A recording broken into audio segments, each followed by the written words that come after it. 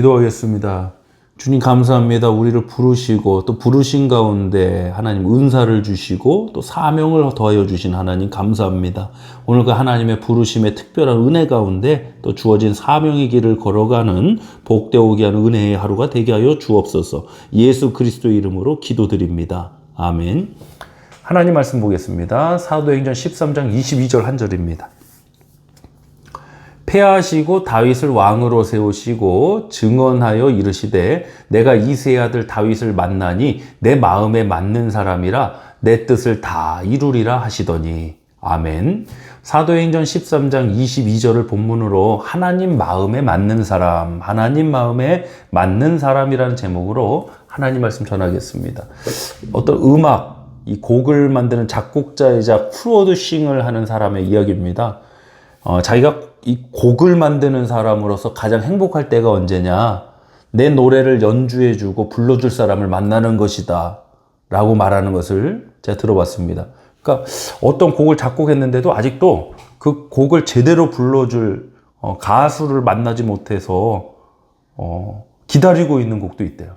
그런데 갑자기 정말 음색이나 이런 게 맞아갖고 내가 만든 이 곡을 연주해주고 불러줄 사람을 만나는 건 너무나도 기쁜 일이다 라는 것을 제가 들어봤어요.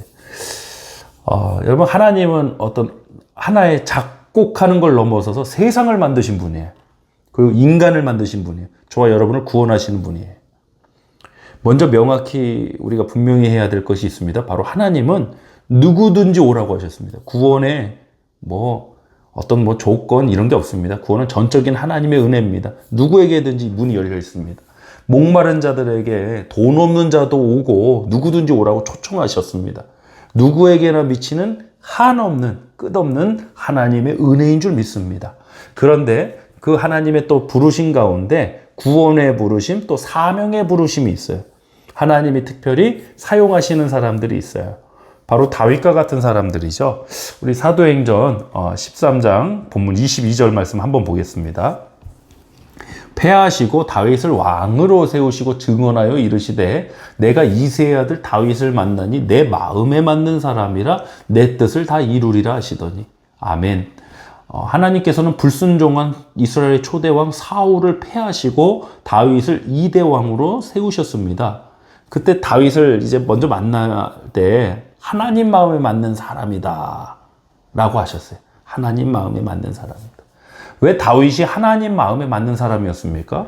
장손도 아니고 유명한 사람도 아니고 그때 당시 목동이었잖아요. 업적이나 화려한 게 없잖아요. 스펙이라고 할 만한 게 전혀 없잖아요.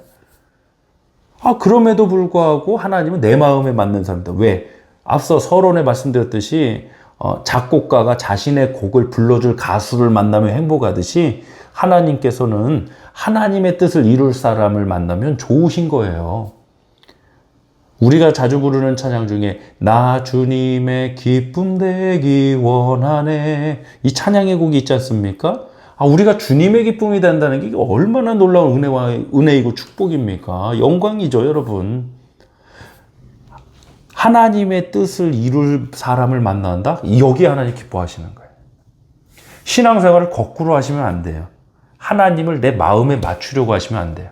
내가 이런 하나님 저런 하나님 정의를 내리고 내 기대나 바램을 딱 정해놓고 그걸 이뤄주신 하나님, 그런 걸 안 해주시면 신앙도 뭐도 다 그냥 버려버리고 흔들려버리고, 이 모습이 이스라엘 백성들이 출애굽에서 금송아지 만들고 우리를 애굽에서 인도해낸 신 여호와 하나님이라 한 거랑 똑같은 겁니다. 이런 게 우상 숭배하는 겁니다. 하나님을 내 마음에 맞추는 게 아니라 저와 여러분이 하나님 마음에 맞는 사람이기를 간절히 소원합니다.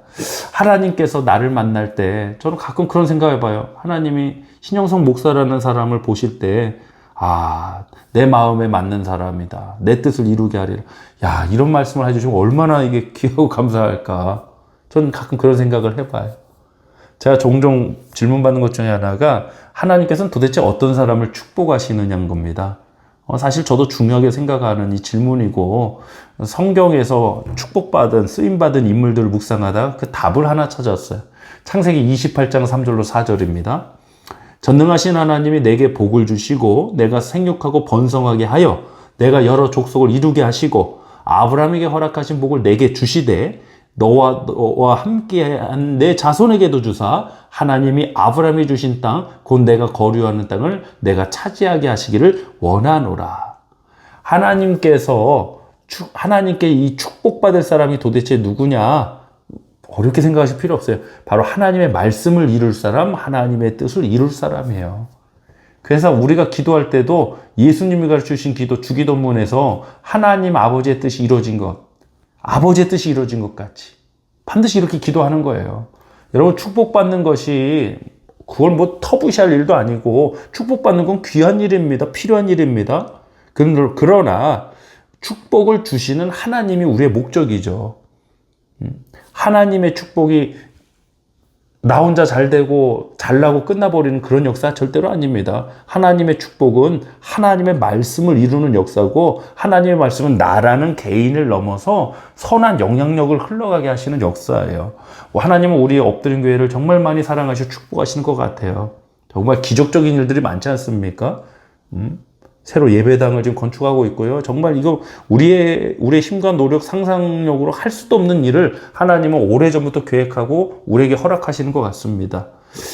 하나님 마음에 맞는 사람, 하나님의 마음에 맞는 교회, 공동체로서 오늘 이 하루도 저와 여러분이 주님의 말씀을 살아가고 하나님의 뜻을 성취되는 축복되는 은혜 가운데 거하기를 간절히 소원합니다. 함께 기도하겠습니다.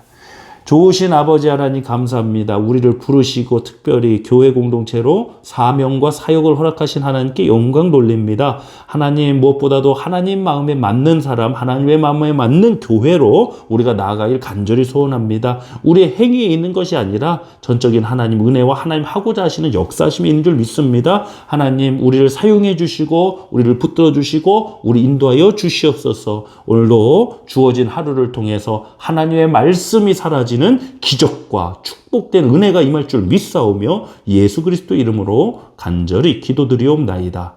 아멘.